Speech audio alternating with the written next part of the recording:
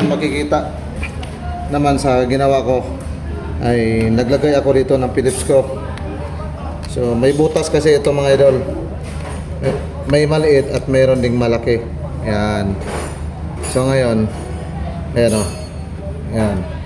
Pagka pinihit ko yung rotor, yan. Ayan, pwede nang sundutin yan papunta sa loob. So maglalak na ito, hindi nagagalaw. Kapag tatanggalin ko naman ito, ayan o. May bandang itaas lang ito. Kapag pinihit natin ganyan, yan. Malalak na itong rotor. Yan o.